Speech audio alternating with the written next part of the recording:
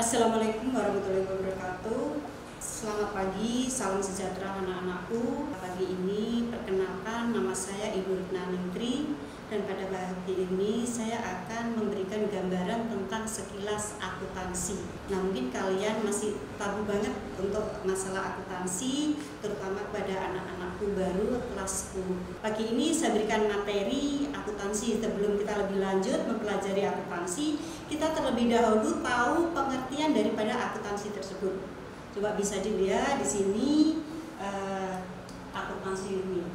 Oke, untuk pengertian di sini adalah pengukuran, penjabaran atau pemberian kepastian mengenai informasi yang akan membantu, yaitu seorang manajer, investor, otoritas pajak, dan pembuat keputusan lain.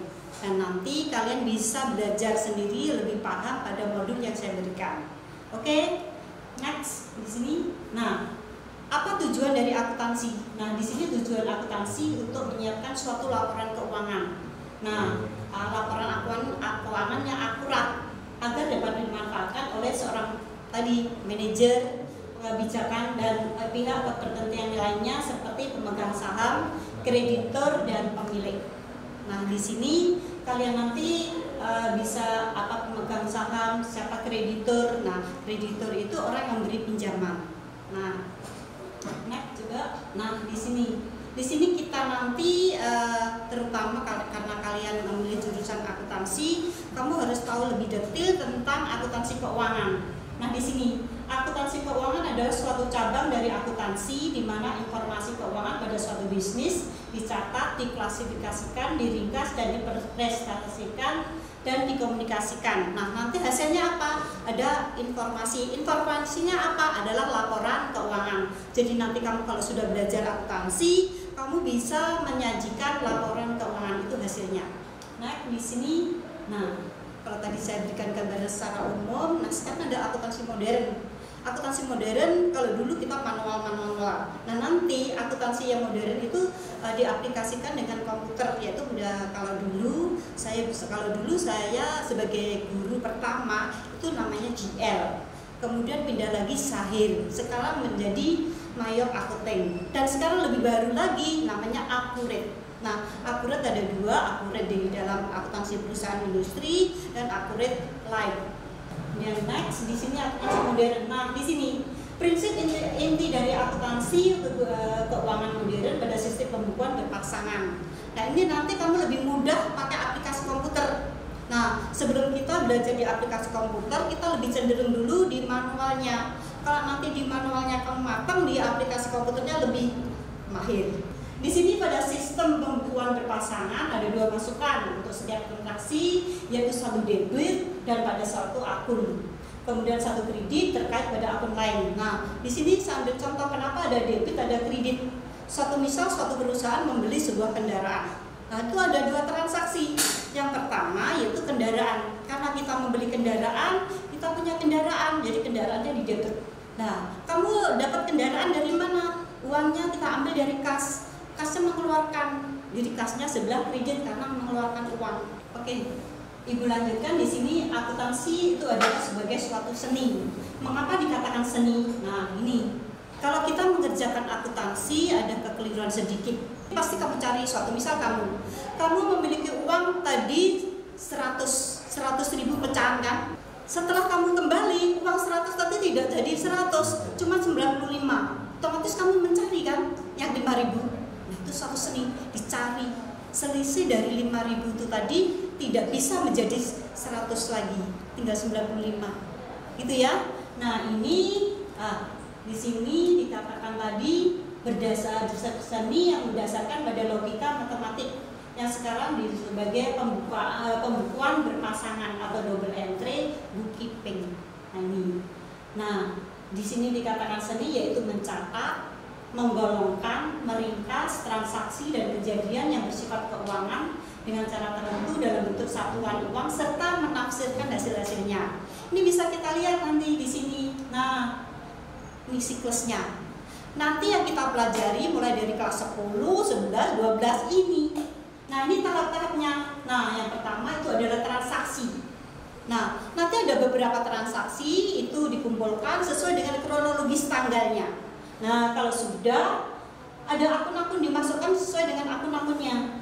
Ada akun, kemudian dimasukkan ke di jurnal umum. Kalau di jurnal umum ini biasanya pada perusahaan jasa. Nah, sedangkan kalau di jurnal khusus ini biasanya pada perusahaan dagang. Nah, dari jurnal khusus langsung masuk ke dalam buku besar sesuai dengan akunnya masing-masing, masuk kamarnya masing-masing. Jadi misalnya kas juga masuk ke buku besar kas. Misalnya nanti piutang masuk ke buku besarnya piutang. Jadi tidak boleh salah kamar. Nanti kalau di salah kamar bahaya. Nah, Anda paham ya? Nah, dari buku besar, setelah buku besar itu ada buku pembantu. Nah, yang biasanya pada buku pembantu itu yang pertama yaitu buku pembantu piutang, buku pembantu utang, buku pembantu kartu persediaan. Nah, dari saldo-saldo buku besar ini nanti langsung dimasukkan ke neraca saldo atau trial balan yang biasanya. Nah, setelah itu dari saldo-saldo trial balan, kebiasaan kita mengerjakan kadang-kadang kita nggak ada kesalahan ya mungkin. Nah, kesalahan itu di pembukuan atau di akuntansi bisa disesuaikan. Namanya adalah jurnal penyesuaian. Nah, kalau jurnal penyesuaian itu adalah jurnal yang sebenarnya, yang semula salah kemudian dicari kebenarannya, baru dibuatkan jurnal penyesuaian. Nah, kalau sudah jurnal penyesuaian, maka dibuatkan lagi neraca namanya apa? Neraca saldo setelah penyesuaian. Neraca saldo setelah penyesuaian atau trial balan and journal entries. Nah, di sini tadi dari jurnal penyesuaian langsung kita setelah disesuaikan namanya neraca saldo setelah penyesuaian. Setelah neraca saldo setelah penyesuaian itu ada worksheet atau neraca lajur. Nah, dari worksheet itu bisa kita buatkan yaitu laporan keuangan. Nah, ini hasilnya. Tadi dikatakan bahwa akuntansi itu menghasilkan informasi. Informasinya berupa apa? Adalah laporan keuangan. Nah, di sini laporan keuangan ada 4. Laporan laba rugi atau profit and loss, dan di sini neraca atau balan, laporan perubahan modal, laporan perubahan OPWP, dan di sini yang terakhir adalah laporan arus kas atau cash flow. Setelah di sini kemudian baru ke jurnal penutup atau closing entries. Nah, biasanya di jurnal penutup ini kunci di dalam mengerjakan jurnal penutup atau closing entries itu adalah ada laporan laba rugi. Setelah itu kita lanjut ke neraca saldo setelah penutupan. Jadi namanya ini neraca saldo setelah penutupan atau trial balan setelah closing entries. Nah, di sini kalau sudah baru kita dari neraca saldo penutupan, kalau ada yang perlu dibalik dibuatkan jurnal baru. Inilah tahap-tahap kita nanti mengerjakan akuntansi. Nah, di sini kamu dituntut yang pertama kita harus jujur, kedua kita harus disiplin. Kalau keduanya ini menyatu, otomatis kita bisa terampil. Oke? Dari laporan tadi saya bahas satu persatu. Nah, hanya garis besarnya aja karena nanti di modul sudah ada kan. Nah, di sini neraca atau balance sheet. Neraca itu ibarat suatu timbangan. Kalau kita mau menimbang 1 kilo, yang kiri, yang kanan harus 1 kilo. Jadi di sini aktiva, jadi aktiva yang kita miliki, kita punya hutang. Nah, kita harus ada sisanya modal. Jangan misalnya aktifanya 100, nanti hutangnya 100 itu tidak boleh. Harus disisakan, disaving sisa untuk cadangan, yaitu sebagai modal. Oke, itulah jadi neraca itu ibarat timbangan. Jadi sewaktu kita nanti setelah kamu sudah kerja, kamu harus bisa menyeimbangkan antara gaji yang kamu peroleh, kamu ukur untuk kehidupan sehari-hari supaya kamu harus ada sisa buat saving atau menabung. Nah, itu adalah neraca. Kemudian laporan laba rugi atau profit and loss. Laba rugi itu biasanya adalah tujuan utama adalah keuntungan. Jadi laba rugi itu pendapatan yang kita peroleh setelah kita kurangi beban, kemudian sisanya adalah laba. Nah, kalau misalnya lebih besar dari beban berarti rugi. Sebaliknya gitu ya. Oke. Terus kemudian laporan perubahan modal atau statement check and capital. Nah, di sini laporan perubahan modal itu biasanya di suatu perusahaan itu ada modal awal. Nah, modal awal kemudian ditambah laba setelah dikurangi prive atau keperluan pribadi sehingga ketemu tambahan modal. Sehingga modal akhir nanti harus sama dengan modal akhir yang ada di neraca.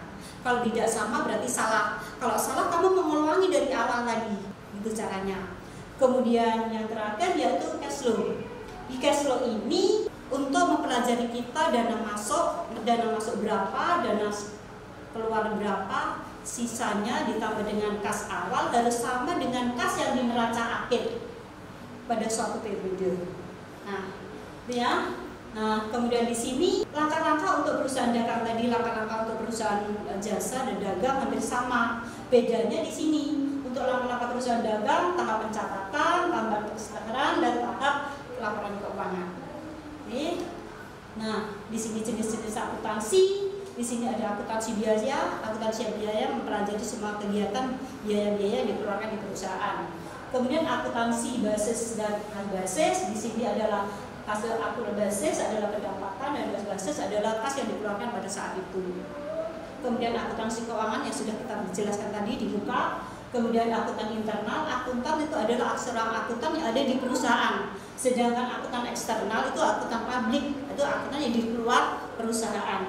Kemudian akuntansi manajemen itu orang yang biasa mempelajari memanage keuangan di perusahaan, akuntan manajemen. Kemudian akuntansi proyek itu biasanya orang yang memanage proyek di perusahaan-perusahaan konstruksi bangunan. Saya kira itu anak-anakku pelajaran pada hari ini. Mungkin kalau ada yang kurang jelas bisa mempelajari di modul yang saya berikan. Apabila ada yang kurang jelas lagi bisa chat WA saya atau ke Gmail saya. Anak-anakku, kiranya cukup sekian materi dari saya. Semoga materi yang saya berikan bermanfaat bagi kalian. Dan apabila ada yang kurang jelas, kurang paham, kalian bisa belajar lagi di modul yang saya berikan.